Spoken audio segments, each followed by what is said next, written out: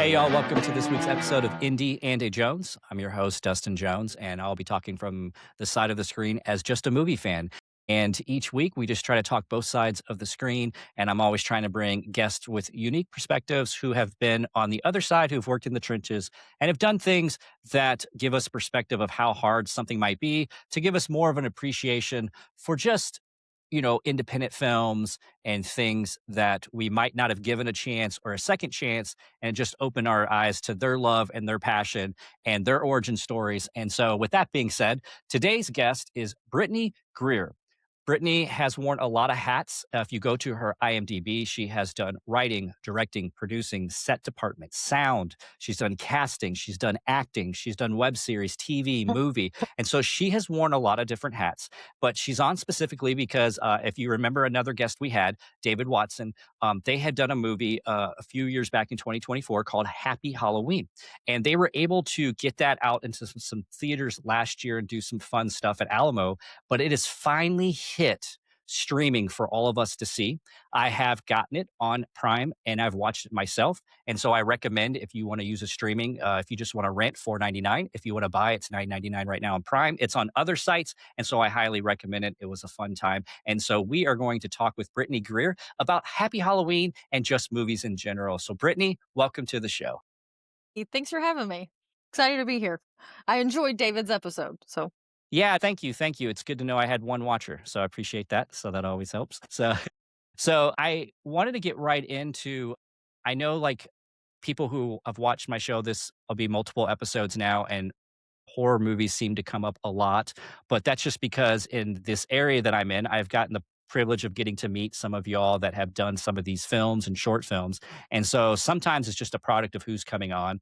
But I am a big fan of horror movies and stuff. And so before we get into Happy Halloween, I like to set the origin story where you started with your love, whether it be you wanted to be an actress or you always wanted to be a writer first. And so my question would be, what is a memory that got it going for you, that gave you the itch, whether it be writing, acting, and which one of the things did you want to do the most?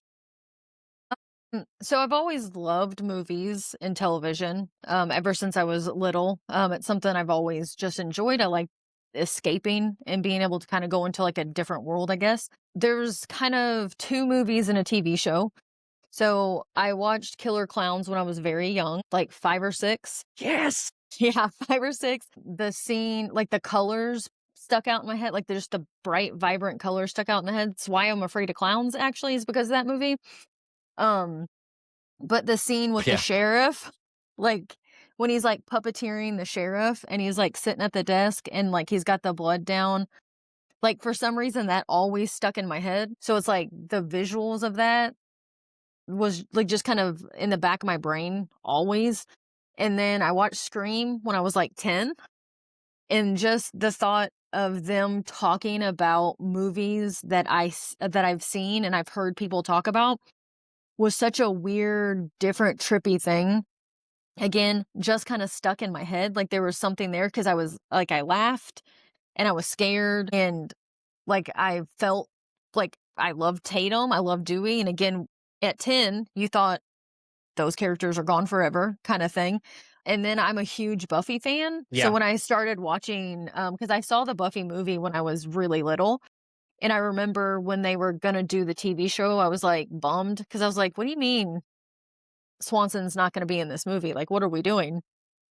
Or in this TV show. And then when I Yeah. I remember flipping through the channels one summer and seeing a bat floating around and start hitting this dude. And I was like, "What is this?" And then the Buffy theme song kicks in and it's like this awesome there's like again, if you've ever watched the Buffy TV show, like the opening credits are just stellar. And so Yeah. I was hooked. And so I loved the visuals of that. I loved the writing of that. It just sounded different. Same thing, all 3 of those movies, they looked and sounded different from anything I had seen.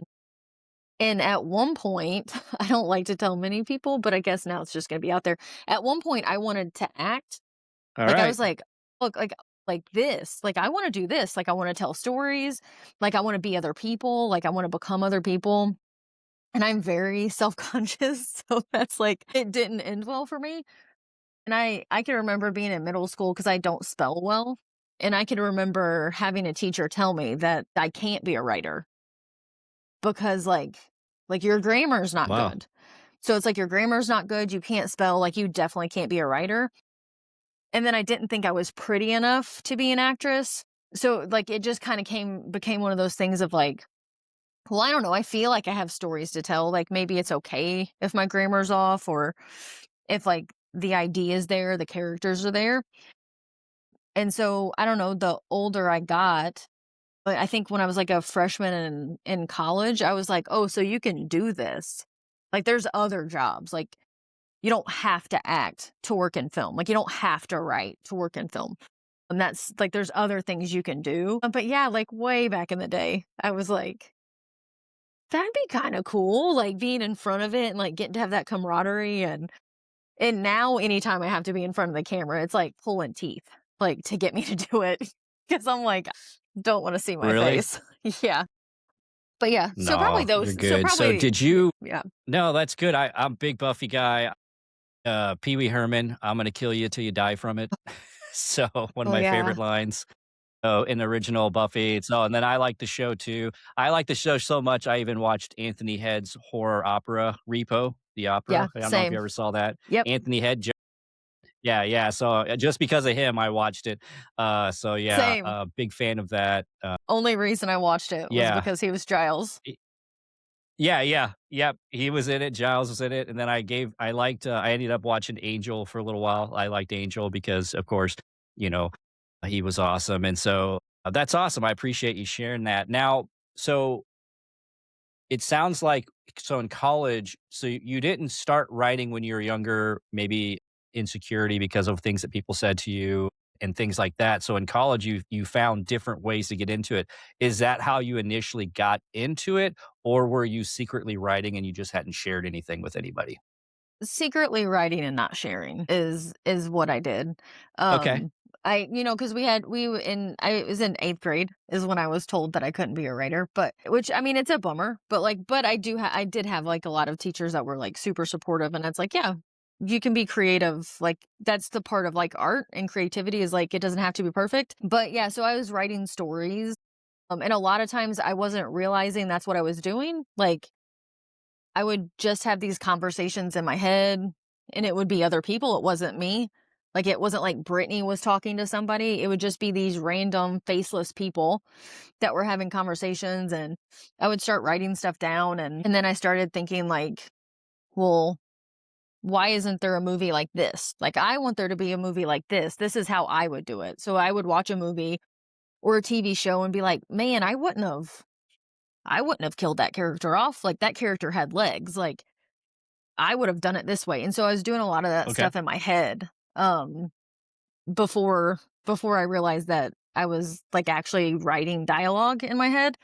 Uh, but yeah, it was a secret for a long time, just because it's embarrassing to let people read stuff.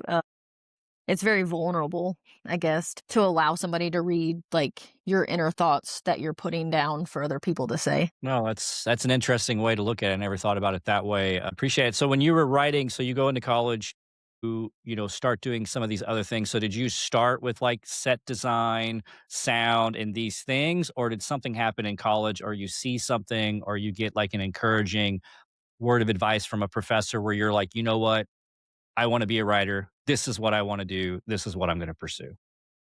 Little bit of both. I had some really good, professors at MSU, um, that were like, "You can write." Like, you know what I mean? Like, you can have people help you with grammar, spelling. Like, they're like, "That's like, it's your story. Like, do you have good characters? Do you have a good story to tell?" Because what it's like there's 7 stories, right? Isn't that the thing? It's like there's 7 stories in the world, Something and like it's 7 or 9 stories. yeah, Yep. and it's how you interpret those and, like, how you tell those is, like, what your story is. It's like, you're not going to create a new story that has never been told, but, like, what's your voice? How are Yep. you gonna tell Yep. it? And so a lot of the classes that we were taking in MSU put you in groups, like, with other people, and my friend Jason Britt we were in class, and he was one of the first people in one of our writing classes, like, you could pick, but, like, I picked, like, to do a horror movie, like a script. You had to do, like, a spec script for a horror movie, and then I did a TV show, and he was one of the first people that in class that read it and was like, "I, like, really like where your head's at."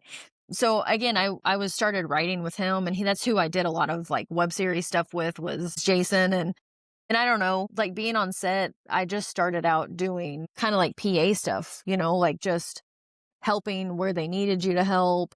It's like, somebody's not here today, "Hey, can you run slate?" So it's like that's I don't know. With independent filmmaking, like, I think everybody has to learn kinda enough to be dangerous in every aspect, because at any given time, someone cannot show up or can't be there. But yeah, he was probably one of the first people that was like, I'm digging what you're putting down here." Yeah, yeah, yeah. Scooping what you're pooping. Yeah, So my that could have little been his exact version. I words. wrote that myself. So, oh yeah, okay. Well, you stole it from me. That's a DJ original from decades ago, but I don't know.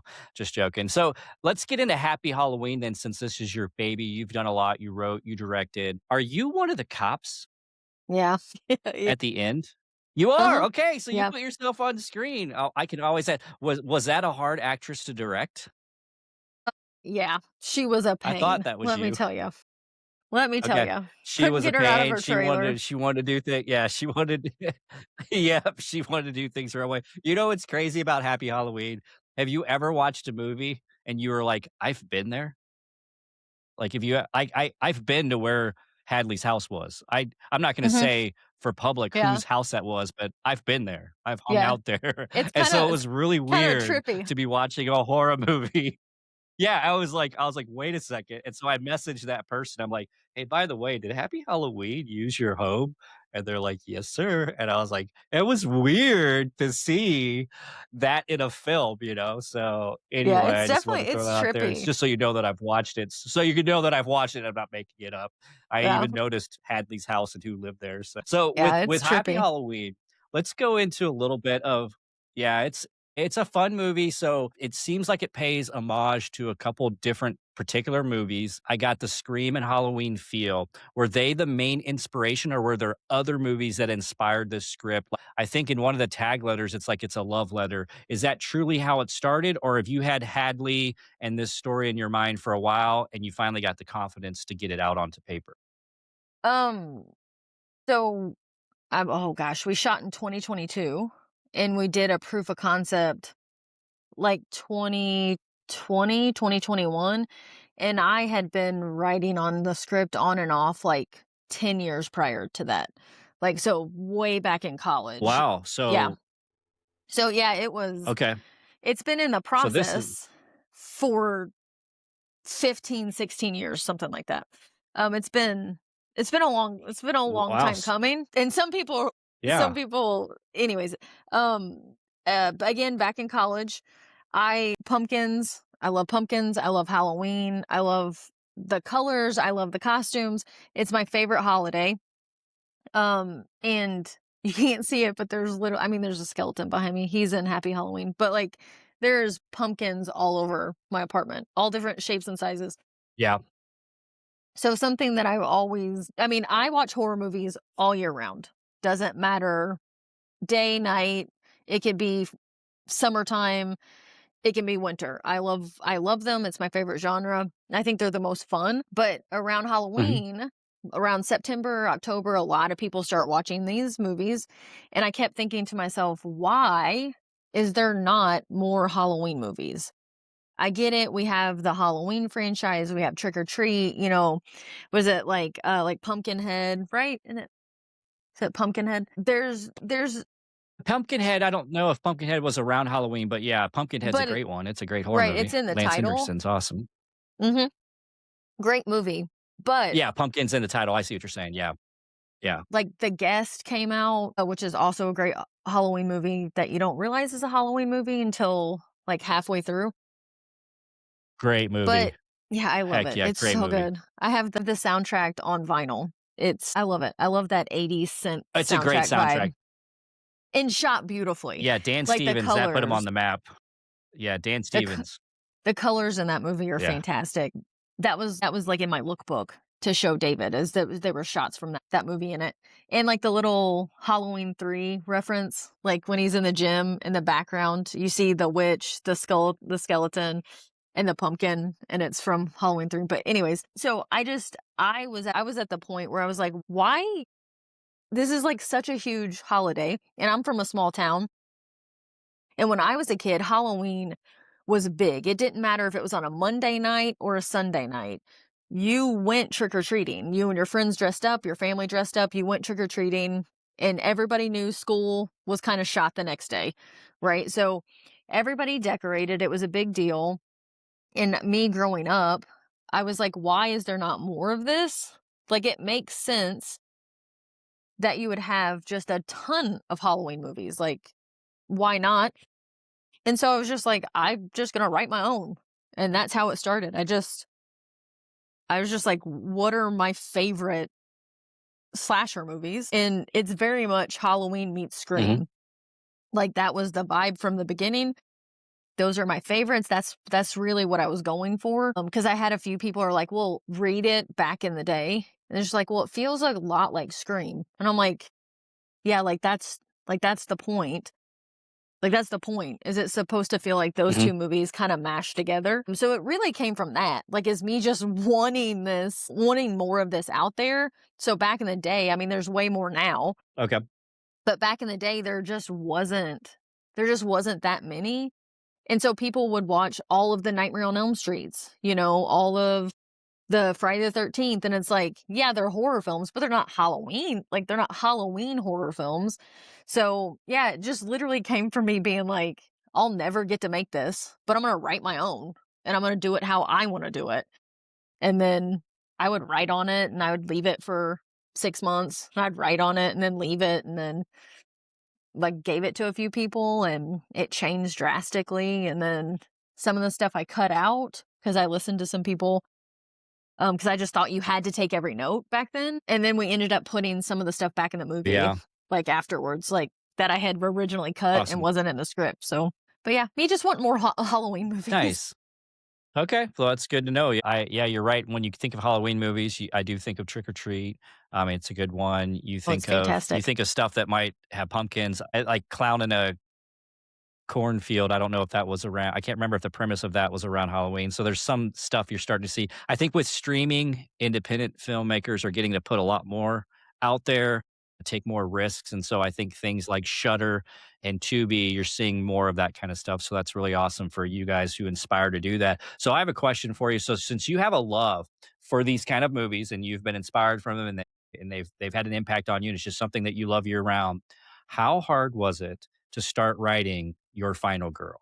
Like, did you start like, how do I write Oh, my final girl to be different? Or how do I pay respect to Jamie Lee Curtis or whoever else might have inspired? Like, and then how hard was it to write Scapegoat, and how hard was it to write a villain? Like, do you have more appreciation from those movies back in the 80s and 90s now? Or are you like, I was right. This is so dumb how they did this, right? So how hard yeah. was it to actually write this thing that you've loved yourself?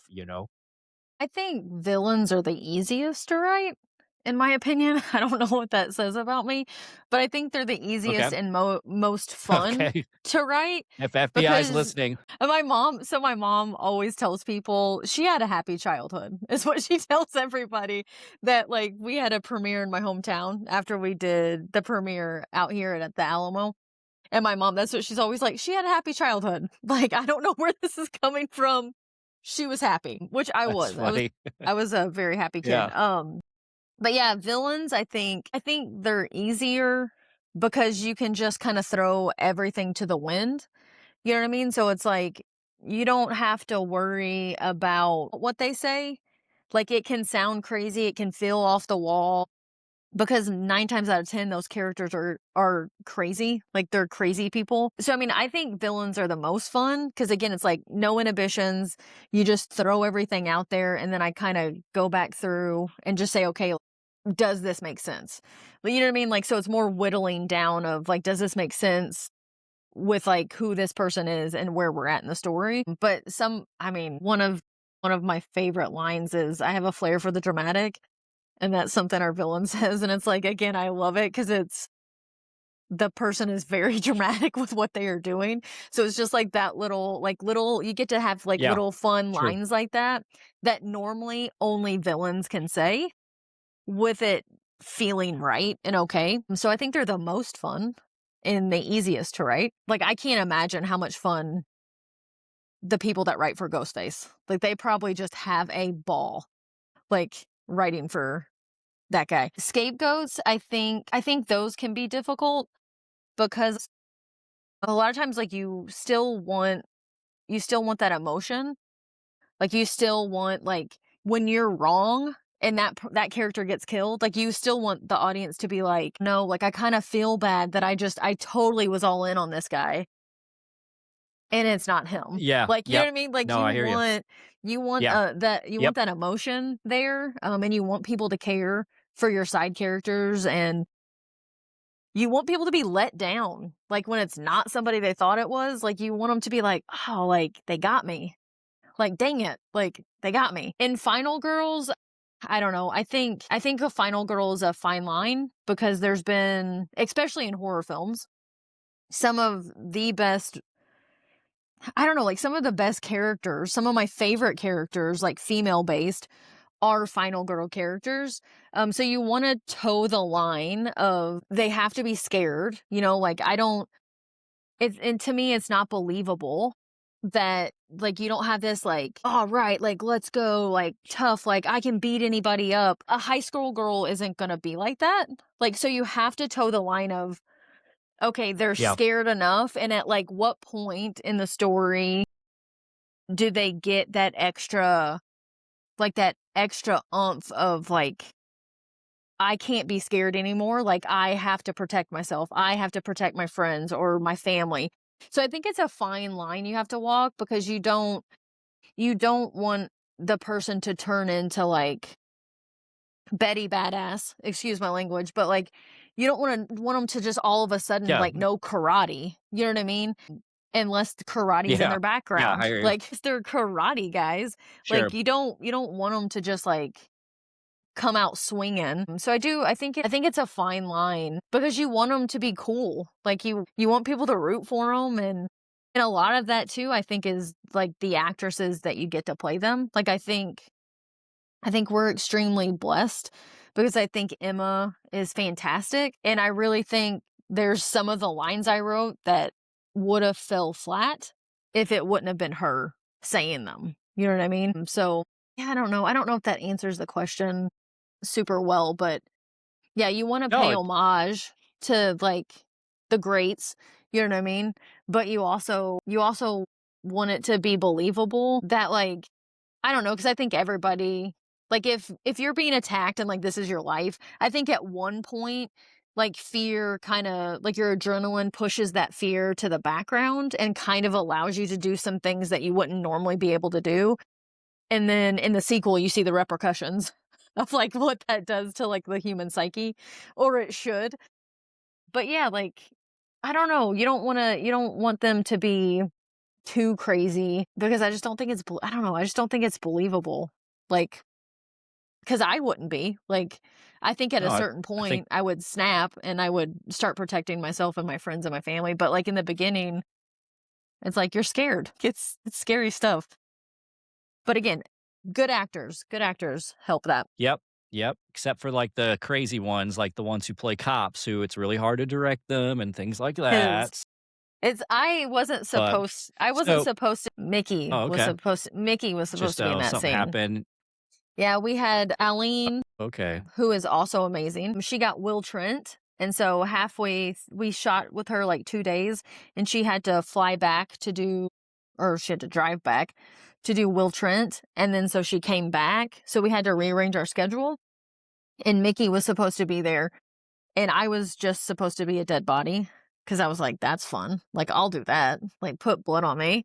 Like, I Okay, love yeah. fake blood, and then Yeah. it just happened to work out Okay. that it feels like we did it on purpose, but I was literally independent filmmaking. It was me, David, 1 sound person, and then our actors. So it was literally me. It was like, "You're the Okay. only one that we can put in a cop Yeah, so it costume." it fell on you, yeah. Yeah, yeah, yeah. Okay. Yeah, but yeah, she was No, so that's and I difficult. guess That's how you had to be just dangerous enough to get that part. So, if I Yeah, remember correctly. yeah, yeah. So, now, so you brought up something that gives me this really good I'm not a writer, but I'm good to brainstorm with. So, what would your thoughts be on a Cobra Kai Scream crossover? Would Oh my that make a gosh. pretty kick-ass show? Because then your girl could be a karate master, right? Yeah. I was gonna say, then I think you would have to have, like I think you'd have to, like, do, like, a surprise, and you'd probably have to have, like, 3 or 4 killers. Like, I think you would have to have it be, like, like, it was, like, the entire friend group ends up going against this, like, one person, is, like, what I think, because they know karate. So it's like, one person can't take them. Like, 2 for sure can't take them. Well, Let's divide and conquer, what if it's a deranged sensei? What if it's a deranged sensei that just lost his got sick of little kids and their snotty moms and dads, and just can't and maybe the handle it. moms and dads used to make fun of him and And they he's getting can't handle revenge, it. or you ever seen the old horror movie April Fool's Day? Oh, yes. The Yes. ending could be he was just testing them all along and they never actually die. That's the big twist at the Yeah. end. Ooh, come on now. I should You'd write have I should write, you y'all. should you should write this, and then, like, you should have, like, one person actually die, and it's, like, near the end, and it's like, "What are you doing? Like, this was a Yeah. test. And Like, you really that could you gives gotta go to yeah, that was the jail. twist, and then yep, Like, you're going to yep, jail. and then it Like, almost like, enjoy." yeah, or you could do it where you or you could do it like you ever seen The Game with Sean Penn and Michael Douglas? Like, you do a double twist, you think Yes. someone died, it freaks everybody out, they stop, and then there's another party. So, there's so many crossovers. That's what I love about horror movies and the new thing with crossovers like Happy Death Day and stuff. But before we get into that, you said something about your favorite final girls. I wanna jump right into this, a Mount Rushmore segment that I'll do because I think you'll be really fun with this. I want to know your Mount Rushmore of horror characters, whether that be final Oh, girls or goodness. villains, dealer's choice, or a little bit of 'Kay. both. But I'm curious, who are your favorite four characters from horror movies throughout the decades? Okay. So And you can't pick your own. You can't okay. pick Yeah, Hadley. yeah. Okay. Emily, I'm not putting your director and writer on this. I'm forcing her not to pick you. So okay. So there you go. There you go. Yeah. I'm giving you an out so you don't have to pick your own girl. Yeah, Emma, Aline, don't get mad. So and it doesn't have to be, like, favorite to least favorite, like, just throwing them out there. Just sure. Yeah, you're putting them on because if you think about the Mount Rushmore of presidents, it's not like it's not like you put them in order. It's just the Right. four. And so Just I just, checking. what is your when you think of it? Yeah, is it Freddy Krueger and Jamie Lee just like, who are the best 4 characters in a horror film in your mind? So, Ghostface. Let's start out with Ghostface, Ghostface. okay. Yep. Now you're gonna go just Ghostface, or do you have a favorite from all 7? I know that there's multiple, but do you have a favorite personality, or actor or actress that donned the mask? Or we can Oh, just say yes. Ghostface, but I we'll mean, just say, like, just on the side, honorable on the mention, who's your favorite, who's on donned the yeah. mask? Oh, yeah, it's Billy and Stu. Billy and And Stu. then Okay, an yep, gotta go with honorable OG. Gotta go OG. honorable mention would be Mickey. Like, Mickey's Mickey's up there in the sequel. Scream 2 is one Really? of yeah, Scream 2's, in my opinion, probably one of the best. Like, I would say it's, like, top 5 best horror movie sequels, like, ever made.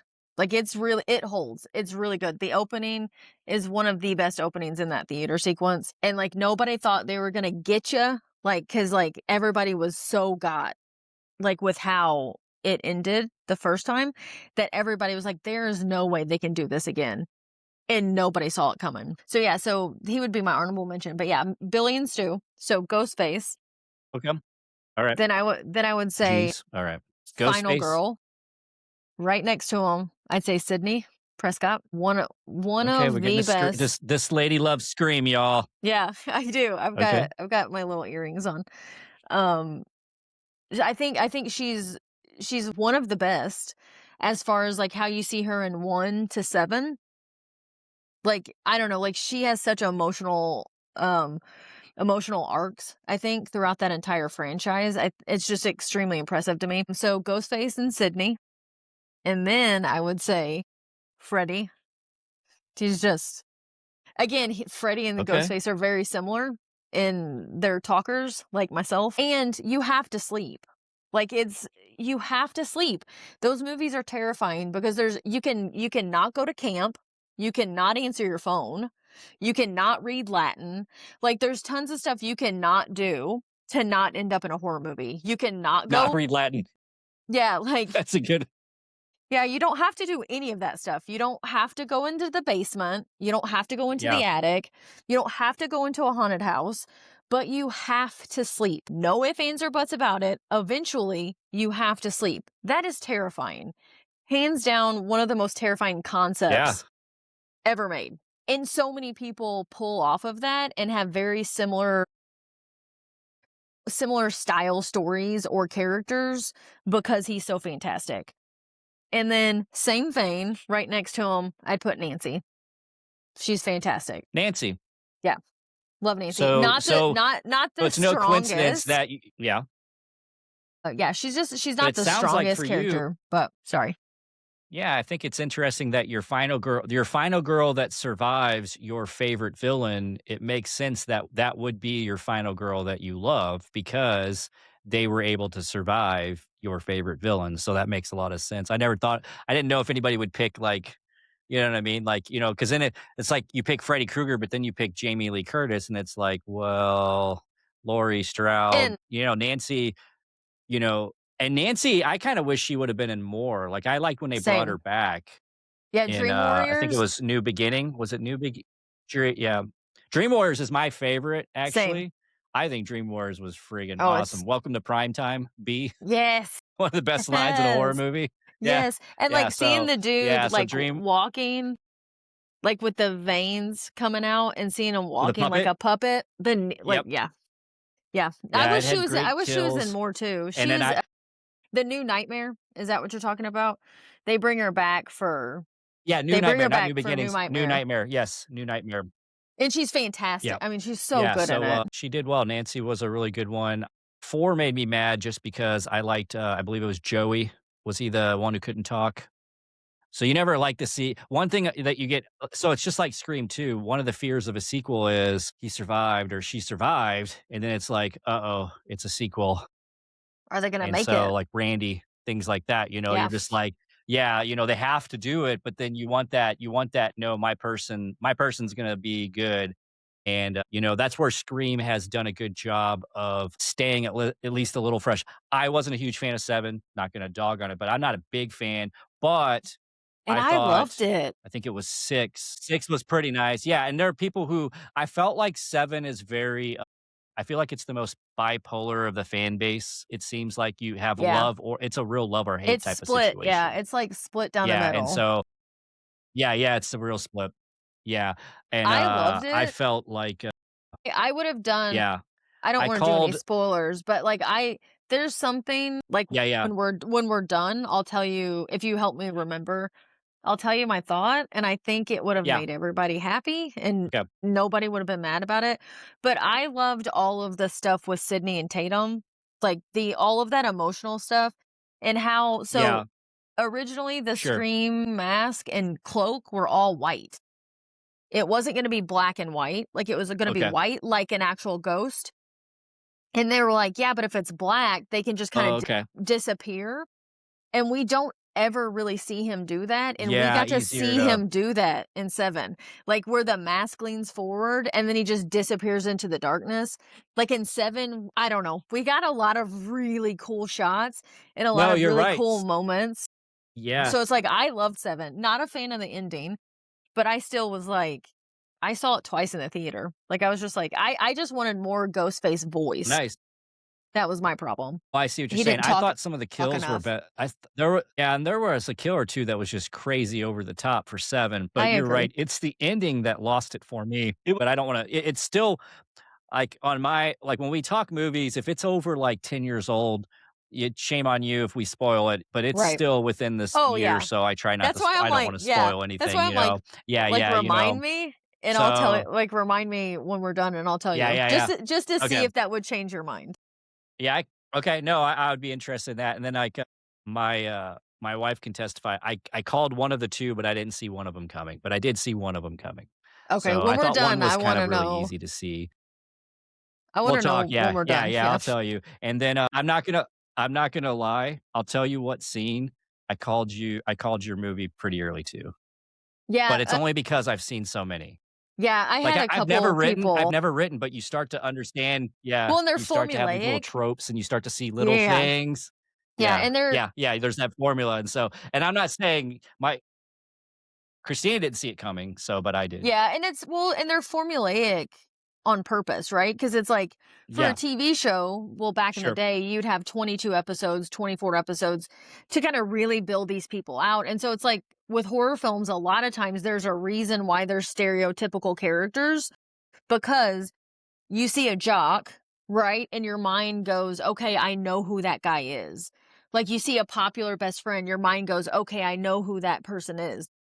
Because you have a very limited time, so it's like you have to get people attached fairly quickly, and, like, so doing pretty tropes quick, and yep, yeah, and that's yeah, I mean, and that's why I think horror films are fun is because, I don't know, they're very formulaic and again, I think it's just, like, what you do with but they it, can have like, fun the with lighting themselves. and right, yeah, yeah, yeah. Yeah.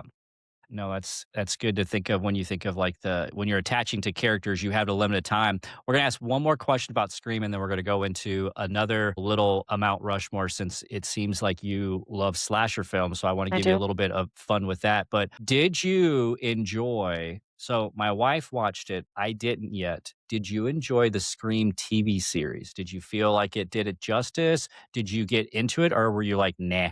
Just got too gin whatever or too young or too Pretty Yeah. Little Liars, I don't know. Like, how did you feel about the show being a big fan of the movies? Well, I watched Pretty Little Liars with my sister, so, like, that part didn't bother Okay. me. It was not having the mask. You know what I mean? Like, I just they don't have the scream mask, like, they do not use the scream mask, and, like, that's what I think maybe, Well, they like don't at all? I see, I didn't know that. no, no, They no, I think maybe, maybe later on another season? like, in one of the seasons that was, like, not actually connected to it, like, you see it, like, once or something, but, like, it didn't connect to anything, like, it's not like it connected to anybody from it wasn't like a cousin of somebody or so like, I watched it because it was Scream. But I mean, if you were like, "If we erased these," I would be fine with it. I'd be like, "Okay." Like, you're not ruining the Scream Okay, franchise. okay. But, yeah, but, I mean, I did watch them. Like, again, I thought they had some really good actress, like, Yeah. Willa can't think of her last name. She's been in a bunch of stuff, but, like, she was in the 1st season of Reacher, like, she's in it. They had a lot of really good actors in it, and if they would've Is called she it the cop? anything Is she the else cop that Reacher yeah, in the 1st season. Yeah, she's in one of I think the first 2 seasons. I think there's 3 seasons, 2 that connect and then, like, 1 that's, like, a little different if I'm remembering I've watched it one time back when it first came out, but I think if they would've called it anything else, like, they could have called it Bob. Like, you know what I mean? Like, if they would've called it anything else, I think it would have done way better. But I think they literally just I don't know how they got it. I'm thinking they got the title, and then they were probably told they couldn't use the scream mask, would be my guess, is, like, that's how they got away with it, is they were probably like, "Hey, we wanna use Scream and use the same formula, but we won't use your mask." I mean, I'm assuming something like that Hmm, probably had to have happened, because it's just it's like a dumb I don't like it. Like, it's like a dumb looking mask, at least in the first 2 okay, seasons. But yeah, not I mean, not a fan, but okay. So it just doesn't bring it doesn't bring me joy okay. Well, that's like the okay. You Scream don't have movies. yeah, yeah, we don't have to, like that's good to know. I hadn't tried it yet. I liked, the original I Know What You Did Last Summer. I didn't like this newer one, but I know there's a show, and she's watched the show, but I haven't watched the show. So the horror shows, I haven't I given don't a like that go yet, show so I was either. just curious from That show, yeah, I wasn't there was you'll enjoy the Scream show way better than that I Know What You Did Last Summer show, because I also love I Know What You Did Last Summer. oh, really? Oh, yeah. Yeah, the sequel to Happy Halloween is I Know What You Did Last Summer meets Friday the 13th. So, that's what our sequel's about. The sequel oh, okay. for Happy Halloween. Have you finished it or is it working Mhm. on it? Are you Yeah. finishing it or is it done? Are you working is it Oh, you the are finished? script. Yeah, the script is done. And The we have script 2. is. Yeah, we have 2 endings, and, I need David and Emma and Aline to tell me which ending they prefer, because I don't know, I can't pick one. Like, I wrote Alright, well, you 2, can send it and to I like me. both. You can s Yeah. You can tell me if you like it or not, or if you're alright, like, "Don't do I'll read this." it. You're Yeah. like, "Don't Hey, don't do this." I watched the credits just in case you were gonna throw in something funky, and so everybody who watches Happy Halloween, you have to stay through the credits. You have There's to. a little there's a little something something. It's So, fun. so I was figuring, but I wasn't sure I should ask the question because I didn't wanna, like, you know what I mean? Because then if you say if I start asking about a sequel, then it's almost like I don't wanna change anybody's perspective, you know what I mean? That kind of a deal. Mhm. Yeah, yeah, So, but yeah. now that she said it, there is gonna be a sequel. So yeah, Yeah, that'll be and interesting. No, that'll be if fun. we don't And get so funding if we don't get funding for it, and I mean, Happy Halloween is very much fine where it's at. Like, it's you don't have to have a sequel for it. And originally I yep, didn't have one. There was no plans whatsoever to do one, and then we loved Seth so much, the actor that plays Kurt. We love him so, so much. yep, And okay, I don't know, we just started talking, and like, I think after the premiere, we started writing a sequel, so we'll see. It'll be fun if we get to nice. do it, but No, that's yeah, I was talking to David a little bit about that was Uncorked, so maybe Uncorked, just kind of that process. So that'd be an interesting question for the audience is so you had this relationship with Uncorked and they did this movie and they're your distributor. I believe it's Uncorked Entertainment. Now, can you say, "Hey, we have the script," and then do you have to wait for like the numbers the next 6 months? Do they do like an analytics, you know what I mean? Because it came out April 14th, I believe, right? And so do they watch like 3 months of analytics and then they'll say, "Okay, we will fund this much," or they'll say, "If you can shoot it, we will also distribute this for you." How does that kinda work with that relationship? I mean, just like that. They have to wait and see. That's why, like, I'm sharing every day. That's why I tag people. That's why we're pushing it, because the more Okay. people that are we were talking to Cole, our sales agent, and that's what he was kind of saying. He's like, the more people that are sharing, the more people that are tagging Uncorked, the more people that are tagging the Happy Halloween Facebook page and hashtagging, and he's like, it pushes it in the algorithm, which is a bummer as a creative, but like that's where we're at. That's what it Yeah. takes to make this stuff. And he's like, the more people are searching on Apple and Amazon, he's like, it just keeps pushing it up and up, and like it starts putting it in front of people that may not know about it. So Okay. after after I don't know how many quarters it has to be, but they're I think they're open to it. So it depends on if Happy Halloween does well for them. But essentially, they could help us do another one, or they have the right to say if they want to do one or not. And then if they don't, Okay. we could still do it and then show it to them to see Okay. like if they wanted that one as well. But yeah, essentially that's what it would be how it would work. Is if it Oh, does okay. well and they see like, hey, this is a profitable movie. What would happen if we gave these people some like actual money to make the second one bigger and better? I'll keep that in mind. So when I post yours, so if anybody's watching this, if you share this on your own Facebook, if you share this on YouTube or your TikTok or whatever, make sure to go hashtag Happy Halloween and make sure to go hashtag Uncorked Entertainment because now we know that that helps them know that this is something that people want to see more of. And so if you're sharing this on Facebook for your friends, like, "Hey, check out Brittany. She was on this." Don't forget to go hashtag Happy Halloween and hashtag Uncorked Entertainment.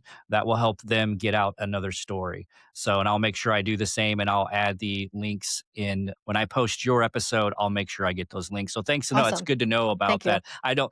I'm 50 and I don't know much about this stuff. I have no clue about algorithms. I don't know any. I I don't just wanted either. to talk movies. And so, Yeah.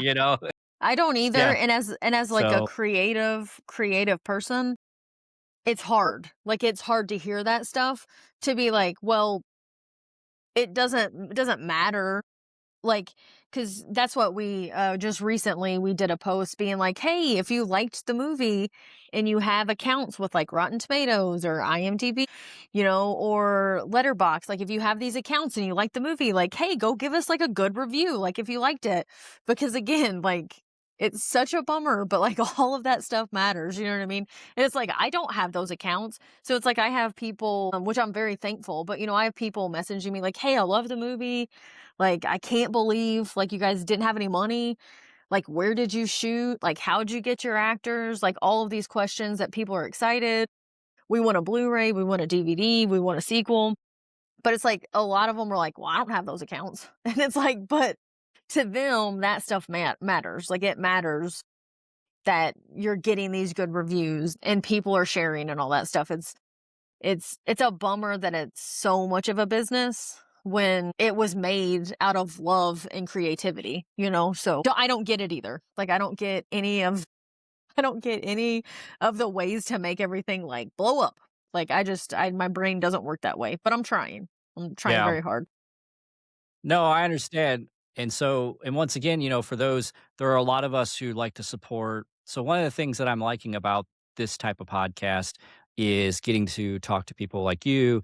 David was just such a fun conversation. Jeff Ham, a friend of mine, Ryan Curtis, other people. And it's just so fun to hear y'all's passion, and it's a reminder that if you're somebody who likes to buy local, like support local stores, mom and pop grocery stores, or a local movie theater, or a local this or that, or a local gym instead of a franchise gym, movies on like Amazon that you can stream, these independent films, these are ways to support. So renting it supports local Missouri filmmakers. So if you're from the Missouri area and you see this, just renting it, just buying it for 9.90. This supports local movies, filmmakers, and things like that. And I know that there's a big, Branson in here. There are a lot of people. You start to see some of the same people. I'm starting to like, Kagan. I watched Eldritch USA because I Yep. knew Ryan. So then I'm like, oh, Kagan, I know this dude. I saw him in another movie. So you start to notice people, and that's kind of cool. Or you see names like that. Once again, like the house. Like, oh, I've been to that house, and so people just keep that in mind. And so I do appreciate that. So let's get into slasher films. So All you right. just have this love. And so we're gonna go your Mount Rushmore of slasher movies. I'll give you a choice. Let me give you a choice. Do you want to start with the four top slasher movies? Mhm. Or if you had a friend that's never watched a horror movie and they said, I'll give you one shot, Brittany, to get me hooked, what movie you picking? Because I'm assuming it's going to be a slasher flick anyway, and so we'll throw that onto your mount. We'll lead into your Mount Rushmore with that one because I'm assuming that probably would have to be on a Mount Rushmore if it's your go-to. So let's start with I've never seen a movie. I've never seen a movie. I'm just an interviewer, and I'm like, okay, I'm pretending to watch. I've never seen a horror movie, Brittany. I need you. You got to give me one. What's your go-to to get me hooked? I would give you one movie and And then one we'll TV jump into your show. Mount Rushmore. I do one movie and one TV Okay. show. What was that? It's always gonna be Scream, Okay. The cause first Scream. cause it's not too gory. Like, there's some gory stuff in it, but there's some good jump scares, there's some good character development. You're gonna get a nice, like, holy crap moment at the end. It's got a great costume, great villain. So it's like you've got all of the great things that you would want in a horror film. And it's in '96, it was literally Scream was why horror movies had a comeback, is because they reinvented the horror genre with Scream. So I would tell you Scream for your movie, and then for your TV show, I would do The Haunting of Hill House, which is the Netflix show. Again, movie Yeah, is yeah, I very have seen very that myself. scary, I've seen that. beautiful. That the story, how it's told, the acting, it is it is a beautiful TV show. I watch it all the way through, not in episode form like it's a movie. But it's very beautiful, has a lot of really good scary moments to it, and is so character driven and shot so well that sometimes you forget you're watching a horror show. So that's what I would have you. I would have you watch a horror Yeah, television no. show and a movie. Okay. Now, may I give just a little pushback on Scream? I'm Mhm. kinda curious Yeah. about some strategy here, if you Let's don't go. mind. Let's So go. one of the unique now, so for somebody not pushback in knocking the movie. This is just more of it being somebody's first, and so one of the reasons why I love Scream so much is because I'm already a horror movie fan, That's and true. Randy brings up tropes and formulas. And so one of the great things about Scream that reinvents it, most of us who fell in love with it and pushed it, it wasn't just the soundtrack, which is also amazing. All of It's them. Randy's character. That was our first like it was almost like a fourth wall was being broken, if you Mhm. think about that. Like in a horror movie, like he didn't break the fourth wall, but he broke the fourth wall. Like he was Oh, yeah. telling the whole audience almost like, watch out. And so I would just be curious if is Scream the first one to show, or is it the immediate follow-up, right? You know, that's all I would kinda wonder is because that's so iconic that you're pulling from all of your love from horror movies, that's what makes Scream like the tippy top, like this culmination of like, "Oh my gosh, everything that came before it sets Scream up to be like Sidney Prescott becomes this badass final girl, but let's don't forget that Laurie Strode and Nancy and Sigourney Weaver, you know, let's don't forget that she was what do they crawled so she can run type of a deal, right? Right. So I'm just curious about that. Is Scream, because of its themes and its storytelling and some of its iconic moments, would somebody have more of a okay, it's an okay movie, but because they don't already have a love for horror movies, like, right? What's your favorite scary movie? You and I, when we watched it, we were thinking along with Drew Barrymore. Right. Right? So Yeah, yeah, we yeah. were already engaged with the character, so I'm just curious about that. That's all. No, I'm not saying you're wrong, I'm just curious of that strategy. Great points. This is why I still think it would be Scream, because think Okay, I think it would make people want to go watch those movies. Like, he talks about, like, The Howling okay, and Terror Train and Prom Night, to where this guy is so amped up and jazzed, and then the killers are talking about, like, "Watch a few movies, take a few notes, it was fun." Like, all of this stuff, to where I think if you watch this, I think how amped up Randy gets, and, like, all of these moments, I think it would make you want to go back and see these movies that these people are talking about, okay, to get you excited. Like, because I do agree, like, because I was 10 when I watched it, and there was a few of those movies he talked about that I had no clue what he was talking about because I was 10. And when I got to rent movies, like, I rented some of those so I could see what he was oh, talking okay, about. But I get what you're saying. I don't know, I think it would, like, cause it made me want to go out and get, like, Terror Train, cause I hadn't seen Terror Train, I hadn't seen Prom Night. You know what I mean? Like, I hadn't seen The Howling, and I love werewolves. Like, hadn't seen The Howling, like, so it's like, I don't know, and, like, even in the video store, there's like, and they talk about Jamie Lee Curtis. I had no idea who Jamie Lee Curtis was when I was 10. I started wanting to watch the movies she was in because of that. So that's the only reason that I would be like, but I totally get what you're saying. It's probably not the best movie to start people out on, but, no, like, that's I couldn't, because to me it's no, like, you're right. how do you start somebody on Nightmare on Elm Street, right? Again, fantastic, but that's pretty bloody in, like, with depending on which movie you're on. Freddy Krueger has a really horrible backstory. So it's like, why do you wanna start somebody out with that one? Even though it's a fantastic, fantastic Yeah, movie.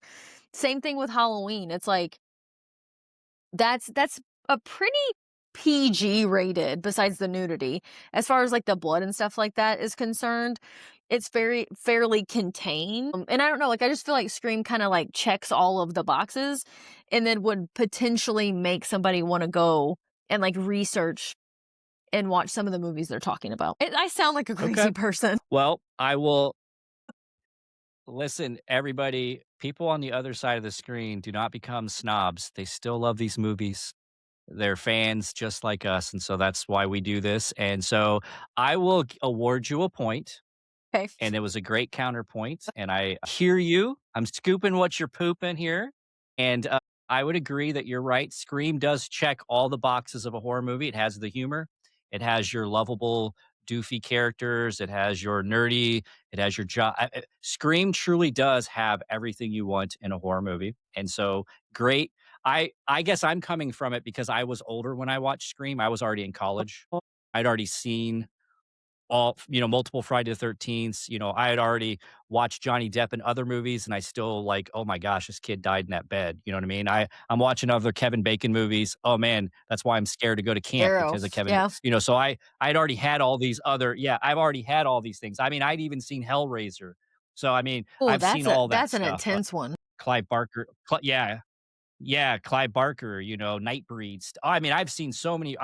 My parents let us basically we would rent movies on Friday night, and they were our babysitter. So like my mom would go do stuff, and then she would come back after the three movies were done because she knew that we would just sit and watch those movies.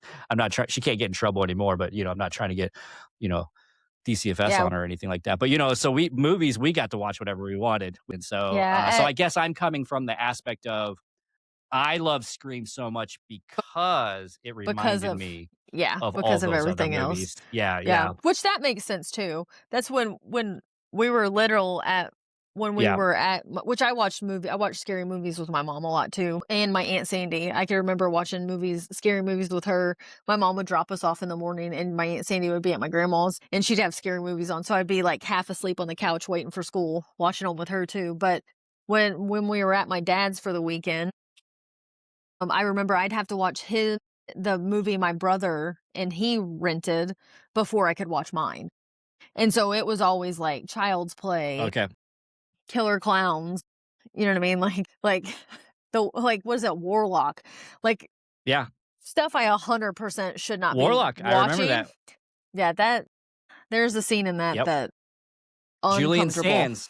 Yeah. Julian Sands and Warlock, and he was yeah, Yeah, Julian, he I is really believe, good. so that's But good. that's So and then Arachnophobia, he was in yeah. Arachnophobia, and that freaking was a good that was like the first horror movie if Arachnophobia, if you remember that, they called it like a thrill-omedy. It was like Yeah. they made it very comedic. They started throwing Yes. comedy into horror, and that was relatively like Freddy Krueger had some funny lines, but it wasn't a He was still comedy, you know what I'm terrifying. saying? But Yeah. Arachnophobia really yeah, yeah, he's still terrifying, and spiders are terrifying, but they added some good, like, John Goodman's character and stuff, so big fan of horror comedies now. So, would it be presumptuous of me to think that Scream is on your Mount Rushmore of slasher films? Do we wanna just Would get that like, one off the table and go with the other 3? Or are you yeah, gonna throw me a there's also a Huh? scream there's Ghostface right behind me coming out of a door, and then Yeah, there's yeah, a there's yeah. another ghost face back there in my earrings. Yeah, I mean, it's safe to say that Scream is on my Mount Rushmore for slasher movies. I'm gonna throw you a bigger curveball though, Alright, so because there's a few on there there's one on there that I don't think many people would put on there because it's not, like, super old, I guess. Oh, I guess it is now, but, so Scream, okay, Nightmare on Elm okay, Street, OG, Nightmare on Elm Street, Halloween, OG, Halloween, okay, and then I yep. Know What You Did Last Summer. I owned I know what that you did on last summer, so you're gonna VHS. throw that one on there too. Yeah. I loved it. Again, it's not I mean, I know it just recently had another movie, but so it doesn't have as big of, like, a franchise. Yeah, like, it just I mean, it was I mean, that was a solid slasher movie, like, solid. Like, kind of like an easy peasy, like, situation to put a group in, right? But, like, that was intense, man, like, the the chase scene with Helen, so Sarah Michelle Gellar, still, to this day, that whole chase scene sequence from her in the cop car to getting to the store to getting into the alleyway is some of the best I've ever seen in a horror movie. Like, it's fantastic. Like, it was that scene is so well done. And you only have 4 people? Like, so you think you're in this slasher movie, right? These Mhm. 4 people are not making it out of it because 'cause they're pretty much the only 4 people that you see. I mean, they kill some side characters off, obviously, but, like, Sure. just 4 people, you know? I don't know. I love that movie. I owned it on VHS, so Yeah, it was up there. it ramps up the tension. And Ryan Philippe, Sarah Michelle Gellar. I think they were a little bit more known than Mhm. Freddie Prinze and even Jennifer Love Hewitt at that time. And Yeah. so I was kind of thinking Sarah Michelle Gellar would be the final girl. and then it turned out to be, and so, I thought maybe they would do a curveball and it wouldn't be the cheerleader. The cheerleader would, it's that Yeah. kind of stuff. I was I wasn't mad at the sequel. I mean, there's a really cool death. Jack Black. If everybody's seen the sequel, they'll forget. Before Jack Black was Jack Black, he dies, and he got some really Season cool I death still scene in the yeah, sequel to I Know What You Did Last Summer.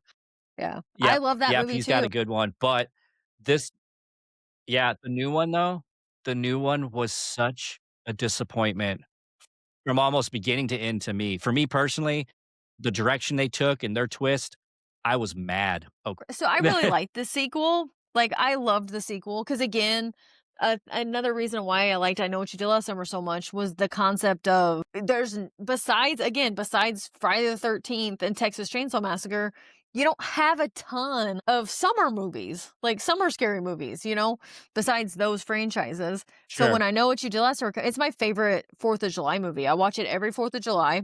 I'll watch I Know What my sister one time Okay. sent me a picture of the rocks in the water, like, no title cards. It's just the rock ledge in the water, and sent me a picture one time and said, "Hey, what's this Okay. from?" And I was like, "I Know What You Did Last Summer." She's like, "I told Ben," her husband. She's like, "I That's told him you would know."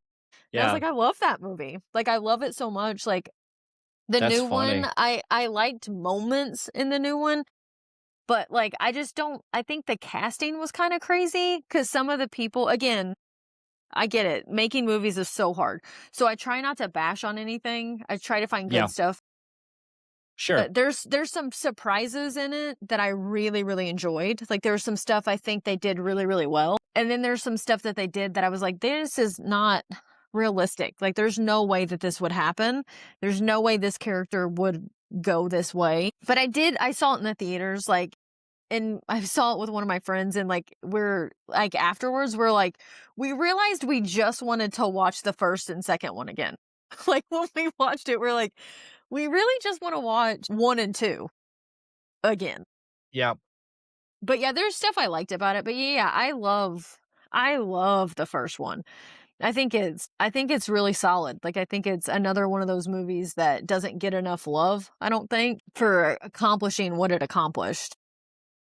And it was from a book, like, it's way more violent than the book. Really, I didn't realize I guess a lot of things do come from books, but I wasn't familiar that story was from a book. So, is it called I Know What You Did Last Summer is the name of the Mhm. book, or was it something Yeah, else yeah, that yeah. do you remember? No, it was I Know What You Did Last Summer, and, Oh, like, it was that? Okay. Freddie so Ray in the 1st one talks about, like, when they're open the trunk and they come back and the body's gone, like, they go to Ray's house and, like, Barry and Ray are fighting, and he's like, "I got a letter." And Barry's like, "You got a letter?" He's like, "I got run over, like, Julie gets a body in a trunk, like, Helen gets her hair cut off, and you get a letter?" Like, he's like, "That seems balanced." Well, in the Yeah. book, the letter he gets is the killer told him all of the horrible things he's gonna do to Julie. Like, he's, like, essentially saying, like, "I'm gonna get rid of you, and this is what I'm gonna do to her." And, like, so Okay. the letter was bad, like, but It in was a the brutal book letter. yeah, in the book, Yeah. if I remember correctly, like, none of them die. Like, in the book, if I'm remembering correctly. I read it, like, in middle school, That but might be interesting to read then. I wonder if that was one of those youth books and then they found a good story and then they I turned it into think like a so. horror franchise type of a deal. So something Yeah. yeah. So we had written back and forth and we were gonna do a little segment. All right. So I hate to be Mr. Change things up on you, but I'm Let's going do to it. take away Scream from your answer. I'm not Okay. gonna allow you to give Scream as your answer. Were you like, So "This is we're gonna too do a much." segment called Erase. Yeah, yeah, yeah, okay. Okay. Yep. This girl needs to quit talking about Scream. No, I'm just joking. No, you can pick Scream, I'm just playing. But so I have a segment called Eraser. I've given you a little heads up. So Eraser, I have a mutant superpower where I can remove things from people's memories. And since I'm a good person and I decided to be a good mutant, not a bad mutant. So I'm Team X-Men. I give you you have to give me consent, but I will take a movie from your mind for good, or I will take it from your mind just for 24 hours so that you can relive the experience of watching it all over again. What movie or movies are you picking for to be able to just to relive? and to never know you watched ever again? I know you don't wanna be too negative, but, this is just Uh, for funsies. I'll do both because I've got stuff for both. So Okay, I wanna go on record to okay, say I would say Scream, so I could rewatch it again. But okay, I'm just you I've can pick got Scream, and I get it, but and I I've got 2 other ones. I've got 2 other ones. One of them's not a horror film. Um, so okay. the '89 Batman, Ooh, like, you would wanna I like relive that again? That's yeah. Yeah, I would. for good? Done out of your memory or to relive it? No, no, no. I wanna relive it. I saw that Okay, okay. movie at my grandma's house. A bunch of family members were over. I don't know if it was a holiday of some kind. I don't remember that, but I remember sitting in front of that TV with all of this chaos going on behind me, and I was so locked in to that movie. Like, Jack Nicholson as the Joker was phenomenal. Like, how that movie was shot, the music in it, like, seeing Batman in live action. Because again, '89, this was on HBO, so it had been out a while. I saw that movie very young. Another one of those movies, it's probably my top 5 favorite movies of all time. But I would love to experience watching that, like, in a movie theater. Like, take it away as if I hadn't seen it Oh, yeah. and let me watch it in a movie theater, like, loud, in your face. Like, that would be pretty awesome because I watch that multiple times a year, like, as is. And then horror movie-wise, Okay. little bit of a curveball. I would love to rewatch the 2003 Texas Chainsaw Massacre because, again, saw that in a theater, and The it was remake, yep, I that's saw it, with Jessica Biel and Jessica Biel, yep. the I forget gosh, his I name, can't think Eric something. yeah, I can't think of the director. He's the guy that directed the Friday the 13th remake as well. But I again, that Not movie was McGee, is it? Texas no, Chainsaw no, no, Massacre no. 2. It's like I'm J looking it up now while you're talking. starts like with a G, like his last name does. It's like Mike something or Looking it up now. The director is Marcus Nispel. It's Nispel. off of the Yeah. Tobe Hooper. Yeah, Marcus Nispel and Eric Balfour. Everybody thought Yes. Eric Balfour was gonna be a big, Yeah, and then and he's Jonathan so good. Tucker actually is in Yeah. it too. I forgot Jonathan Jonathan Tucker's Tucker in it, and Jonathan well, Tucker has really good roles in other movies. He's got really good stuff in other movies. he's Oh, and R. Lee fantastic. Ermey. I forgot R. Lee Ermey. Yep. And again, That's a good cast right there. That's the a good one. stuff the stuff that he does, almost all of it was ad-libbed, and they were like, we were really scared of this guy, because he was like, "I can go here, I can go here, and I can go here, and I'm gonna go up here unless you stop me." And the director's like, "I'm not stopping you." So he's like, some of the crudest stuff that's in that movie was just him at a 10. But again, that movie is shot, it's weird to say beautifully, but it is a beautifully shot movie.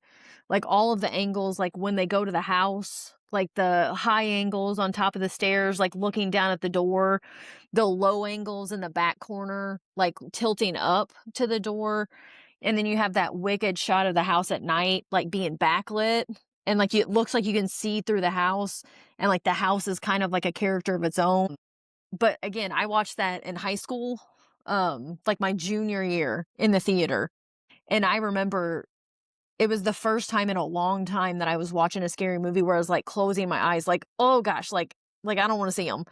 You know what I mean? So it's like, I don't know, and that doesn't happen too often nowadays.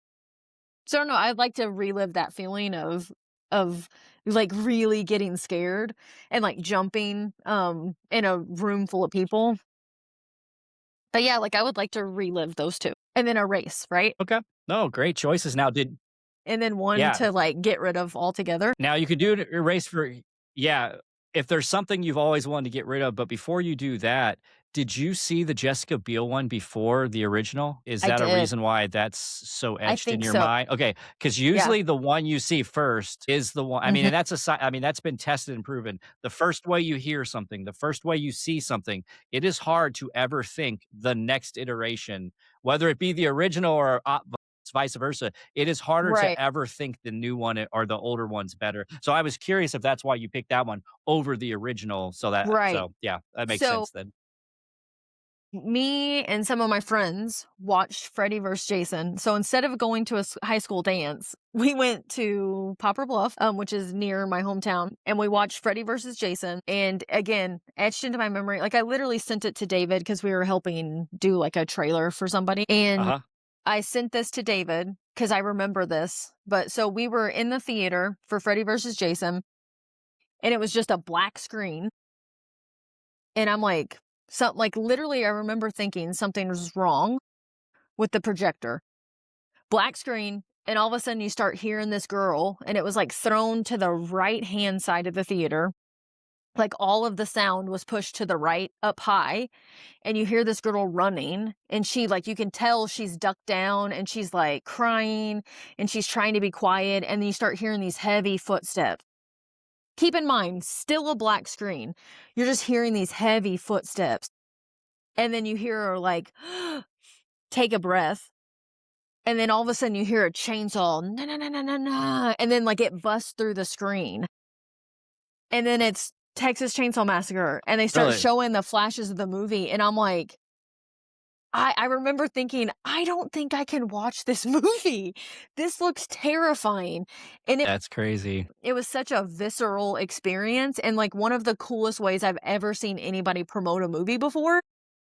And like if you listen to the Yeah. commentary, I love commentary to horror films. But if you listen to the commentary, it has one of the best commentaries, because they just tell you all this crazy stuff. But anyways, he talks about that. And they made them add images because I think to begin with there wasn't going to be any images except for the title card. And then they changed it and told them they couldn't do that because it was too scary. Like it was freaking people out. But yeah, like Wow. so that was so visceral. And so when it actually came, and then like, then the trailers came out where it's like the flash bulb, where it's like that's a really bad Dude, impersonation. that music, But that sound. yeah, but No, it's like that sound. My you gosh, say so it and good. people know it. And like, so I can remember being downstairs in the basement at home, and that trailer would come on, and I would have to go upstairs to my room, and I would have to flip it off before I heard that flash bulb sound, because it was so eerie and so creepy. And I don't know, yeah, like, so it's like you don't get that as much, that feeling, and I don't know, like, it was just like, it was a very visceral thing. But I hadn't seen the original, because I had heard, like, cannibalism, and I was like, "I'm not down with that stuff, I don't like that stuff." Like, that's not, like, body horror, I don't like it, like, it's not my cup of tea. To each their own, not my cup of tea, it's not what I liked. But again, seeing that trailer, I was, like, so locked in. And then, yeah, and then I watched it, and again, I was terrified, and then I was just like, "This is shot beautifully." Like, even when she's in the ribs of the cattle, it's, like, in the freezer, and she, like, hides in it, and just that low angle looking up, like, I don't know, like, I loved the angles, and again, at the time, in high school, I didn't realize that's why I liked it so much, is because of these things. And it's like, now I know. I loved how it was shot. Like, I was just like, "How did they do that? Like, how did they accomplish this stuff?" And it's like, I don't know. I just think it's one of the best shot horror films, and it's just such a good remake. Like, I love it. Anyways, but yeah, I would like to rewatch those, like, for sure. No. No, that's good. No, it kinda sounds like you're having these memories where the desire to be a director was being put into your head. The idea Yeah. of these shot listing and scenes, it sounds like not just the writing aspect, but there is a director in you. If I, because you directed Happy Halloween, so do you enjoy we'll go a little bit technical again before we get into anything else, any other fun segments. Do you enjoy directing? Did you enjoy directing more than writing? Are you starting to fall in love with that side of it, or do you still see yourself as a writer first, everything else second? I don't know. Again, writing is pretty vulnerable. I think writing is a really good way to, like, work through your issues.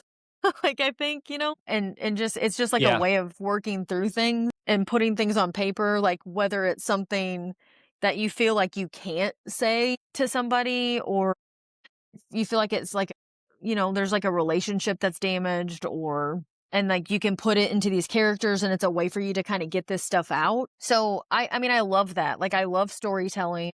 I love putting words in like breath, I guess, into characters. I love that so much, but I think it's a lot scarier in my opinion than directing is because I think writing is it feels like a very much a you thing.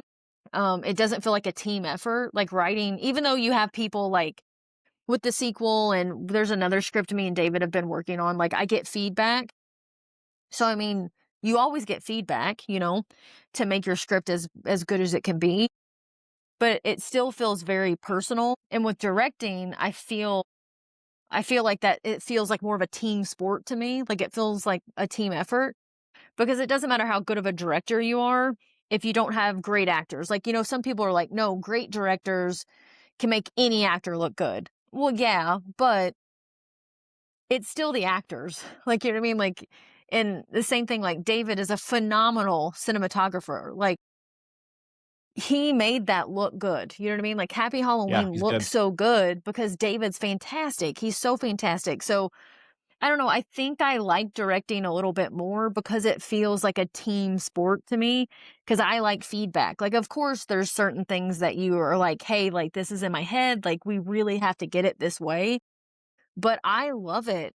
Like, when David's like, hey, like, maybe let's try it this way because of X, Y, and Z. And it's like, Yeah. it just brings more people in. And it's like, oh, yeah. And it becomes more of a collaborative thing. So I think I like directing a little bit more just because um it feels less vulnerable for me and it feels more of a team sport. You get the final say so, Okay. but I like hearing other people's opinions. Like I like hearing like, hey, let's do it this way. And everybody starts walking through and then I don't that's I mean, and I've worked with some directors that's not how they work. But that's how I work. So writing I love and I think it's a great outlet. Like I think it's a fantastic outlet, but I think sometimes it can be a little bit too vulnerable for me. And there's stuff that I've written that I don't let people read. But yeah, like Okay. directing is fun. Like writing, I'm in my head, right? Like I'm up in my head and I feel those emotions. Like I listen, Yeah. if a character needs to be emotional, I get emotional. Like I sent a picture to David one time with this one script we're working on and I had tears on my face. And it's like I am all up in my feels Yeah. and I've wrote 5 pages. So I'm going to send them to you. Let me know if they're too dramatic. Because I would like I mean, I have Okay. playlists, like, so you have certain playlists you listen to. And so it's just like I get all up in my head when I'm writing. And so if the character's super happy, awesome. Like you're in a good mood, you're listening to happy music.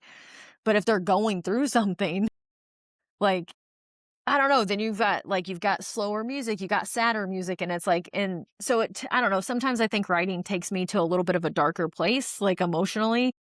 But directing is like fun. You have to have energy and it's like you get everybody involved. So probably directing for that, I would say. More fun.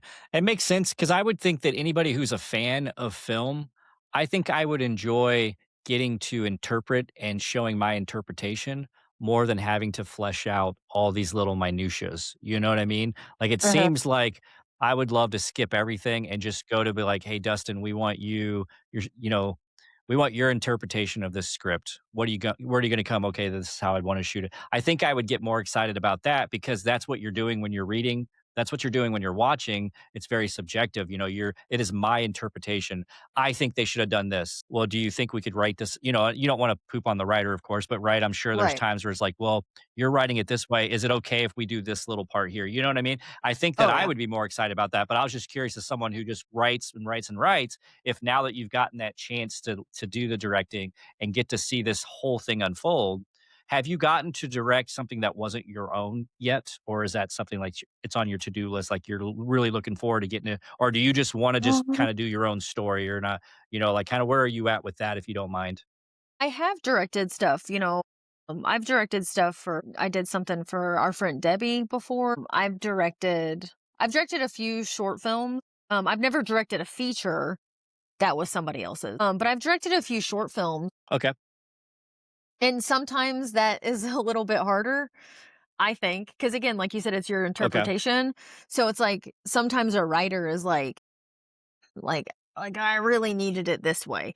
Like I really saw it this way. And as a director, it's like, yeah, but like it didn't feel right or we didn't have that specific location, so we kind of have to tweak the scene a little bit. I've done it a few times. It feels so it's a real weird thing, at least for me. Like there's a pressure because it's somebody else's work. So you want to make sure you're doing it justice and you want to make sure you're making them happy. And then on the flip side, for me, there's a little less pressure because I feel not so chained to the story. Like when it's mine, I feel it so deeply because I remember how I felt writing the scene.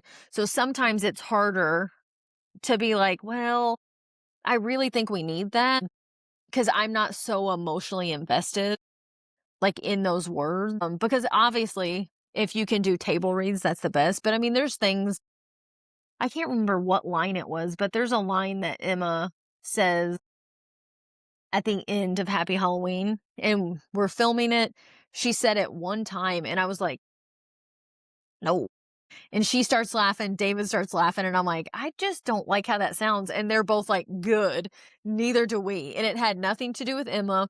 It had nothing to do with David. It was the line I wrote just did not work.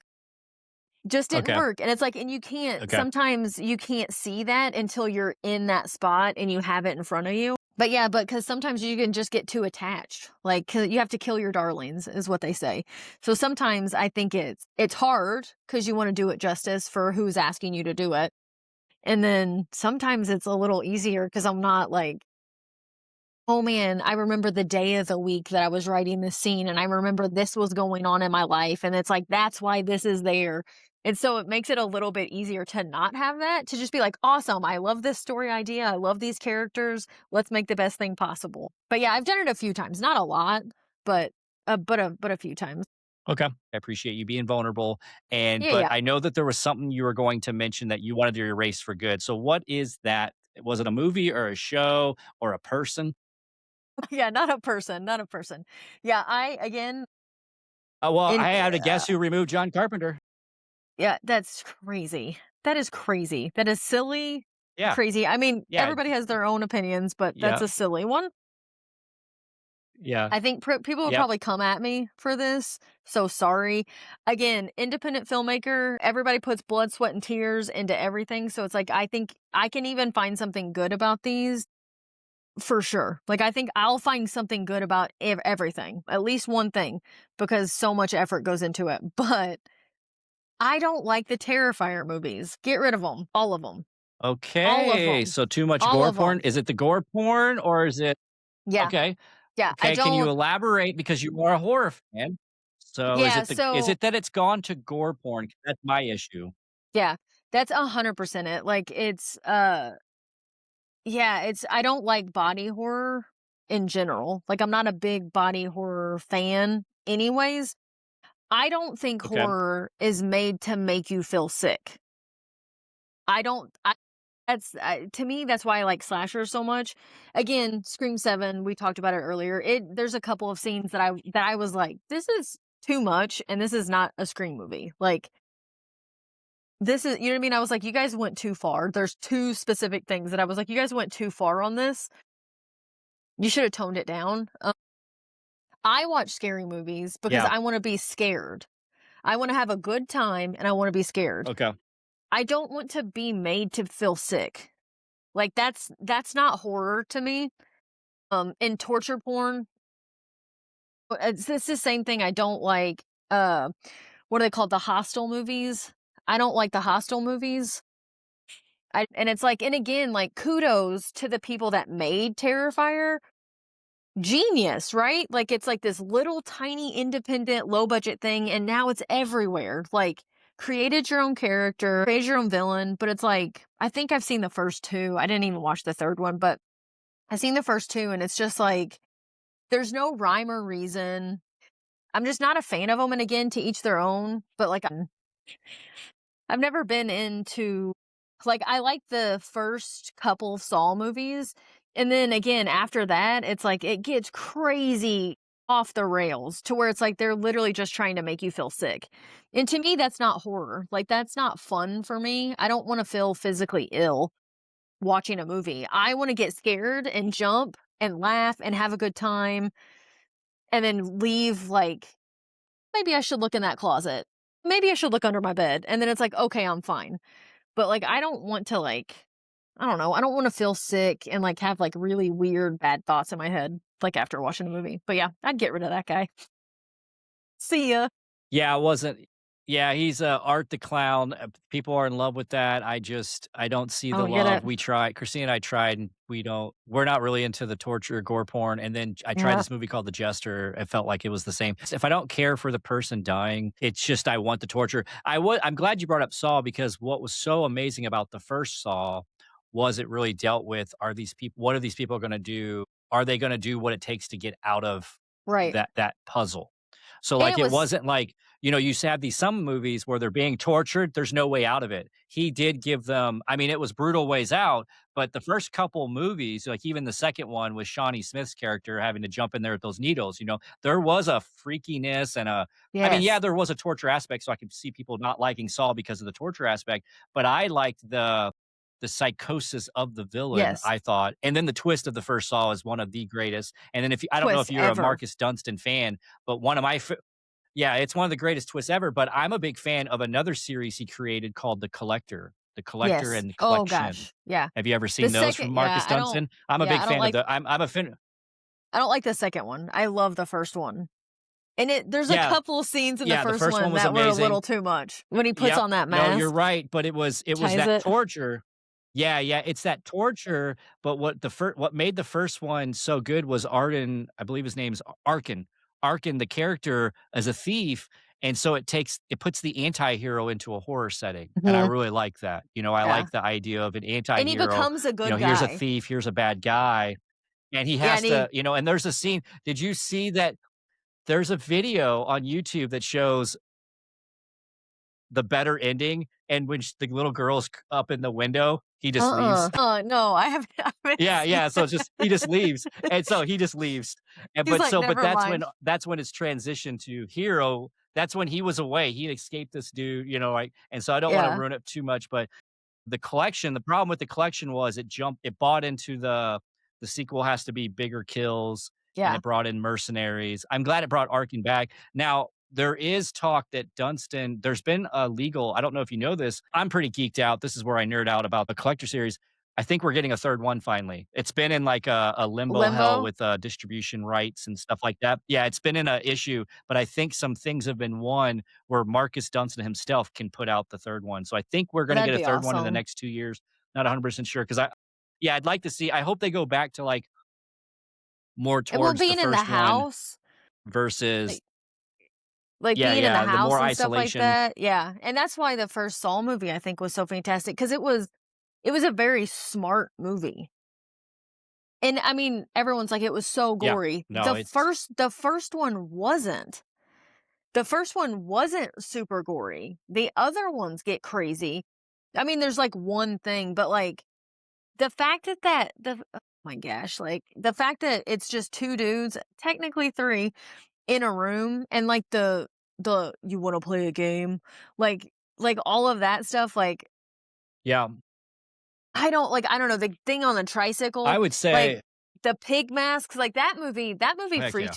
that movie freaked me out. I definitely checked my closet when I got home from the movie theater after watching that one, but that, like, I don't know, like, the intelligence behind that movie was absurd. Like, the thought of, if you just listen to what I'm telling you exactly what you have to do. Like, I'm telling you exactly what you have to do, and all you have to do is do it, and you get to go home. Like, that's it. Like, the key going down the drain. Like, you know what I mean? Like, I don't know. It's just the shot of, like, a dude screaming and flipping the light off and, like, the shutting of the door. You're just like, what just happened?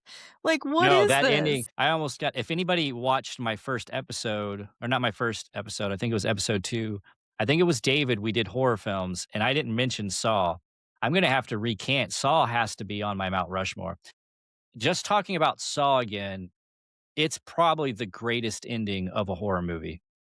In If you think ab I Clover, mean, it's just one of the greatest twists and clever. I mean, because I picked 7 because it's of the also ending, fantastic. but It's a good man, yeah, and I said, "Hey, I know, but, 7 is a horror movie. I know it's, more thriller cop, but it's a serial killer. That's a horror movie."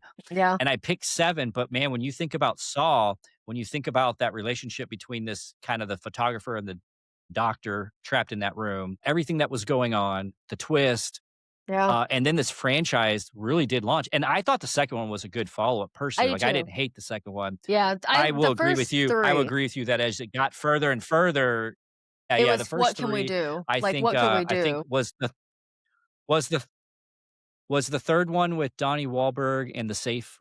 Because I liked it up to that one, and then after that one is where I I think think I that's started to check out. I So, think Wahlberg is is in that 4 and 4? 4 no. No, sorry, The Safe is 2. So, he's in 4 and 5, I think. But, like, The Safe, Wait, the he's in kid the wait, 2? Wahlberg's is in the That's right. second one. That's right. Yeah. So 2 is in Wahlberg. Okay, Yeah, so that's yeah. why, yeah, I like that, and then, I like the one where it was, I can't remember the actor's name, Agnes McFadden, I think, or something. It's the one where he's sick, and, Shawnee Smith is a part of it finally. Well, it's 3. where they reveal her Yeah, it's 3. in the 3. Yeah. I think I like 3rd, and then after that, yeah, it's after 3. So it's after the 3rd one. Like, I even wanted the Chris Rock one to be good, and Yeah, Spiral. Yeah, I I didn't like just it. couldn't get it. Yeah. Yeah, I just couldn't get into it. I wanted it to be good. I was like, "Man, I like the Saw franchise. I would like it to be revamped." I actually like the newest one the best of since 3. The one where he, goes and messes with people that tried to, like, I don't know if you saw the newest one where they try to scam him. Basically, the story it's a backstory. They tried to scam him into thinking they could cure his cancer. So then he goes medieval on all of them. Yeah, So yeah. that's the Yeah, yeah. newest Saw. Saw Yeah, X. yeah. I like that one too. I did like that one. I I thought just that one was a recently good I didn't think I would like it. I just recently watched that one. Yeah, where it's like the kid that one's Yeah, pretty okay. hard. Like, that one's pretty hard. I think, like, the first 4. Like, the first 3, I think, are the most solid. Like, the reason why I kept watching them because I wanted to see how they were gonna retroactively connect them because 'cause they're all connected. Every single one of them is connected somehow. So, it's like the first 2, in all honesty, are by far the best. Like, the same thing with the safe, like, the kid in the safe when it's like he because he's telling him, like, "All you have to do is, like, tamper your anger and talk to me. Talk to me for X amount of time. That's all you have to do. That's it. Just talk to me. That's it." And, like, just the thought of, like, that character, that villain had people, like, had humanity so on lock. He knew exactly what to say and to make people fail. Like, even though he said he didn't want people to fail, I think he got to a point where he did. He wanted to prove to himself that humanity was bad. So it's just like, I don't know, like, like, every ending is always so fun to see the reveal of, like, "Oh, man, like, he was there the whole time. All you had to do was this." And it's Yeah. like there's one of them where I think there's, like, 5 of them, and, like, they keep getting killed every room they go to, and by the end, there's only 2 left. I can't remember if it's 5 or 6, but, like, there's only 2 left, and they realized they needed all of them to get out without them dying, but they Yes. let Yep. their human nature take over. And they did Yep. exactly the opposite Yeah. of what he said to do, and then they kinda screw themselves, like, I liked that one because of the reveal of, like, oh, man, like, he literally Yeah. they find That's out that why one yeah. key actually unlocked everybody, and it's like they were fighting for it, but, like, if you Yeah. had one, you had the key. Like, I don't know, like, does it like, Saw doesn't get enough, like, it gets crazy, like, if they would just take out some of the gross stuff, I think it would be a better franchise, but it's a fantastic franchise. It's high grossing. Yeah, that's I think with Saw, the problem is it does cross the line of torture. It takes the Uh-huh. torture porn aspect of a show, but the reason why I still like a lot of the Saws is because there is that element of It's like a Dexter type of thing. He's not dealing with the most moral of people to begin with. Not that not that people should just get killed. I'm not trying to say that, but in the regards of the story and the world in which it's created, he is a villain with a code, Yeah, and if you follow his rules, you don't die, and you have a new appreciation for life. for You didn't like life. what you Yeah. went through, and I'm not saying he's a hero. Yeah, I Yeah. wouldn't No, call him an no, no. anti-hero Yeah. or anything like that. He's a sicko. He's a villain. So I think Saw, definitely. I know it gets lumped in with Hostel. It gets lumped in with torture porn. And it gets lumped in with these kind of things because there are gory death scenes. There are very gory death scenes as it gets more and more into the franchise. But as far as the world itself and the villain's psychosis and his what he does, I think Saw's up there. I think it's I would have Yeah. to put that on a Mount Rushmore for sure for just It's still yeah, very definitely. It intelligent. can't be a slasher film, so it'd have to be yeah, it's very well done. Um, yeah, very good. Probably the music when the reveal music starts, Yes. The it is a da-na-na, great moment. da-na-na. Almost every single movie, it never captures the first, but it still is a highlight of each one. Like, it Yeah. does, like, okay, I wasn't really liking so that's a problem with a lot of horror movies is, I was talking I think it was with David, it's Texas Chainsaw Massacre, the newest one. I wanted them all to die. Yeah. Because they're not likable Like, if I characters. want them to die, I I feel bad. Like, I want to feel bad they died, but Right. when I feel bad because I wanted them to die, that's not the kind of movie I wanna walk out of. Right. Yeah. Unless it's the bad guy, like Dexter. Dexter's kills are awesome because they're Because very they're horrible bad people. people. Yeah. You can fall in love with a serial killer like Dexter because of Harry, and Harry's code is Right. in him and throughout the whole entire franchise, right? And so we're pretty stoked about, Resurrection season 2 is coming out. They've been listing some of the actors that are gonna be in it. Uh-huh. My gosh, Brian Cox is gonna be in it. Like, That's gonna that be a dude's a really pretty good yeah, actor, yeah, and let's say he's that's gonna gonna be be in it, pretty and so sweet. they keep yes, season Upping the did you watch ante. season 1 I Resurrection? haven't They yeah, I already haven't got to watch it. yeah, they My had Doogie siblings have been Doogie talking about it. Doogie Howser. Oh, okay. Yeah, Dexter, I'm not ruining anything, it's in the trailers, but Doogie Howser is a serial killer in That's Resurrection. what I heard. I heard he's Neil fantastic. Patrick Harris. Yeah, yeah, I like when Jessica they do Jones, that though. the dude yeah, the dude Kristen from, Ritter. I love Modern Kristen Family, Ritter. Kristen Witter's Oh, in it, yeah, but yeah, the yeah. chunky guy from Modern Family, Cam, Yeah, yeah, yeah. he's a serial killer and he's amazing. He's So I from highly Missouri. recommend as a horror fan.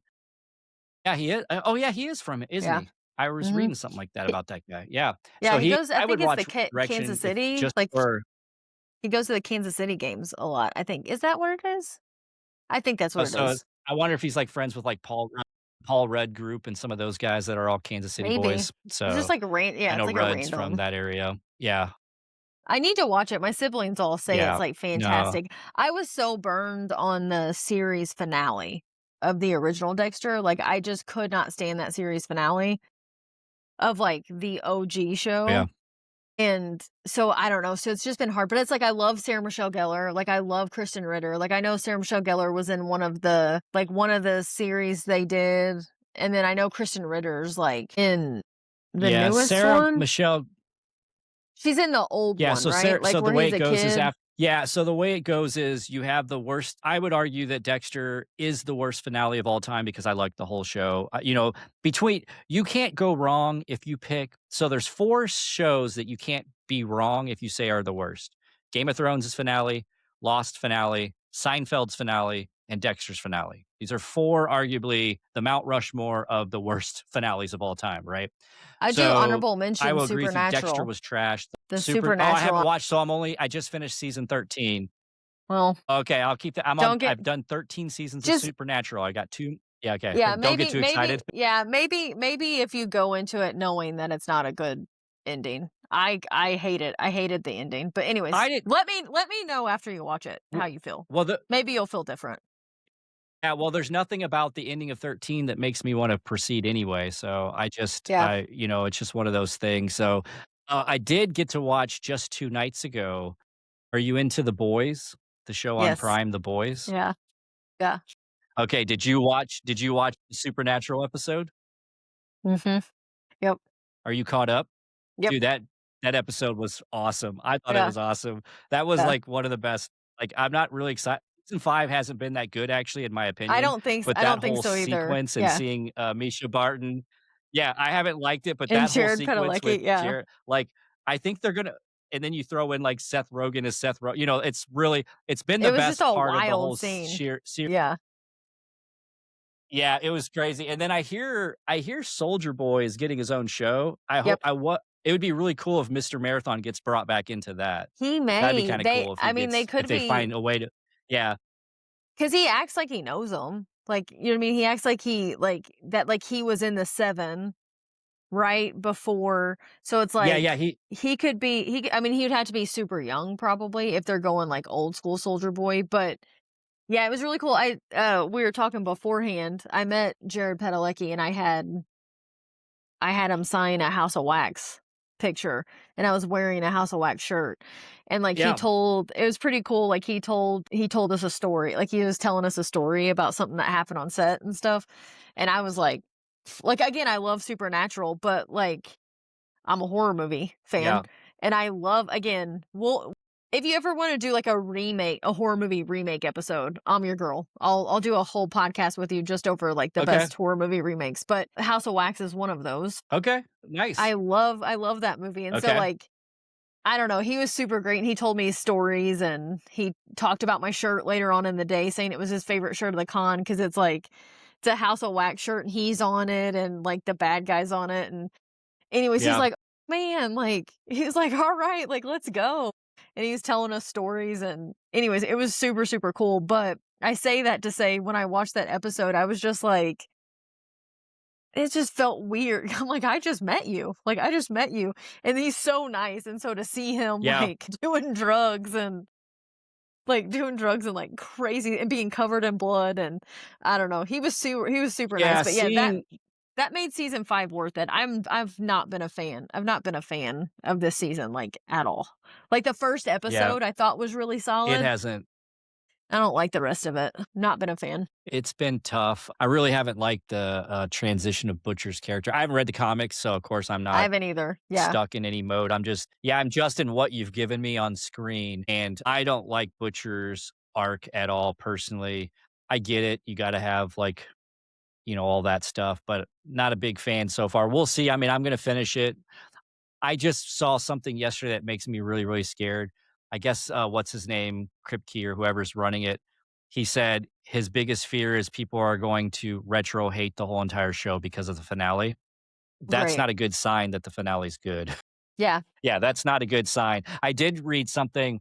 Jensen Ackles, since you're a big Supernatural fan, Jensen was being talked to like a couple nights ago, and he said something where it was really weird when they started filming that scene. They were stuck in Sam and Dean mode. Actually, they Yeah. actually had to have Yeah. been like they had to be directed out of. They were too comfortable. It was really weird for Yeah. them since they've spent their whole lives basically, as those characters. With Mr. Marathon, I thought Jared looked like. I feel like they made him look older in a little plastic surgery on purpose because maybe he is younger and is going to be in the because they Maybe. already alluded in season 5 that Jensen's character doesn't age, but Mr. Marathon's not an original. Well, no, Mr. Marathon's not one of the 5 Mm-mm. originals that doesn't Uh-uh. age. He So was like that's one why, of the because original because I mean, 7. I'm not knocking looks. Yeah, I'm not knocking looks, but Jared Padalecki looked a little bit. I don't know if it's because his character's druggy and they did it, but I felt like he just looked a little different than he has in even like Texas Walk, some of his other stuff. Yeah. So I wasn't sure if that was on purpose because then they can make Mr. Marathon a younger character because I hope there's so. always that chemistry between the two of them. Yeah, it's pretty good. I'd love And to then see just him, seeing but Misha Barton get his, yeah, yeah, just them that was a together crazy. is nice. Like, I don't know. Like, because again, it was like, because it's like what the showrunner is the same showrunner as Supernatural, right? Like it's the same, Yeah, it's Bobby like Sing. a bunch. Yeah, yeah, yeah. So there's and the guy that plays Bobby Singer he's in the show. Like, so he has a bunch of Supernatural people on, and like that's what everybody's been asking this entire time is like, Yeah, where's Misha and Jared? Like, what are we doing? And I think they yeah, saved when are like the you perfect. So it's like they get to be like a trio yeah. together, which I was like, that's just like a chef's kiss. Like, and it was fun because 'cause they're just so Yeah, I mean, all 3 of them are just so different from their characters, and I just think they did such a good job. Like, I think Jensen Ackles as Soldier Boy is just fantastic because it's like some of the stuff that comes out of that dude's mouth in this show, you're like, "What? Like, you can't say that. Like, what yeah, are we no, doing?" Imma tell you what, Imma tell you what, he is the best. He has stolen every single scene of season 5, and he's really been the only reason I've enjoyed continue watching it. Yeah, same. He has been the best part of season 5 in my opinion for me, and, yeah, he but that scene too, I mean, it's crazy. You have Will Forte as Will Forte, Seth Rogen. I mean, it's just a crazy scene, Yeah. so It's just if y'all don't bizarre. like The Boys season if you guys don't like The Boys and you're never gonna watch The Boys, just Google, Seth Rogen's boy scene or Will Forte's boy scene, and you'll probably get to watch that whole 5-minute clip, and it may want you to, because that's The Boys in a nutshell. It is crazy stuff throughout every season. Oh, yeah. It's It's over the top, and bizarre. I get it. Um, Yeah. yeah, so yeah, it's pretty crazy. Well, I appreciate I think we need to have an episode like you were saying. We probably need to down the road, we'll have an episode where maybe and if you know of anybody else, maybe we can get a couple people sharing, their opinions on horror remakes because we could do an episode on just remakes. And then you Oh, could be yeah. our horror remake representative, right? Because remakes is a fun topic. Because like one of the questions down the road, one of my segments will be, I'm going to let you have to remake a movie. What are you remaking and who are you recasting? That's something that I wanna play around with in one of my episodes because 'cause I'm a big fan of playing the game of who would you cast? Like, when I was a youth pastor a long time ago and I did missionary work, I would drive a van in the '90s in Mexico, and we would have to drive an hour out to, like, work on these fields and build stuff, and, we would play I would this was before the X-Men movies, and so the whole hour drive, it's not like we had a lot of radios in Mexico that we Right. could listen to, right? And so basically the whole drive would be like, all right, guys, I'm going to let you cast the movie. You're going to turn X-Men into a movie. You're going to turn Marvel Avengers into a movie. Who we casting? Going And to cast, this yeah. day, everybody picked Patrick Stewart. To this day, there was never somebody who didn't pick Patrick Stewart for Magneto. Never. There was never one student. And For we're talking, Xavier, I was with 100 students every week for Xavier. Yeah, everybody, because everybody had because he's known at that perfect. time, everybody had known Star Trek too. Patrick Yeah. Stewart was already on TV and stuff like that. So before we let you go, what can people see you next in? So we know Happy Halloween. Keep in mind, y'all, hashtag Happy Halloween, hashtag Uncorked Entertainment. Let's help that algorithm. Uh, Once again, I've watched it on Prime. You can pay $4.99 and keep it for 30 days, or you can just own it for $9.99. I don't know the other places. I just picked Prime, so that's where I supported them. So you can pick other sites. And so do that because that helps them and that helps film like that so we can get a second Halloween and see a little bit more about that story. But what's something else? Is there anything else going on or are you now kind of invested into Happy Halloween 2? Like where can people see you next or what's going on in your life currently going forward? Well, I mean, we do have a sequel. We also have 2 other scripts. So we have 2 feature films Okay. completely done, and then we have 1 that's almost done. So we almost have 3 full feature films that we're trying to potentially get funding for. One of them's kind of like a detective slasher thriller vibe, and then one of them's just a straight up slasher, and then one of them's the sequel to Happy Halloween 2. So yeah, right now we're just working on that and kinda pushing on Okay. Happy Halloween pretty hard right now in hopes to get funding so we can do another movie. But yeah, that's pretty much we have a buddy, David's been working on it and I got to help on it. We have a buddy, Thomas. He has a feature film that we helped him on called Aging Predators. So hopefully that's almost finished, like, that's in post-production, so hopefully you'll get to have, like, Thomas on or David back on to talk about because he shot Agent Predators. So that's, like, almost to the point where they're gonna try to start pushing that out there too, so and I got to help on that, which is another good movie. Got a lot of good stuff that comes out of this area. All right.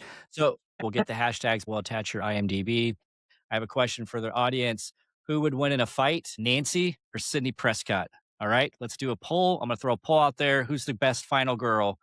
Let's have some fun with that. And so, Brittany, we appreciate you. Thank you for coming on, and I really look forward to getting you back on. We're gonna get that remake. We're gonna get Yeah, that I'm remake excited. episode. Thank you so much, Brittany, for being on the episode.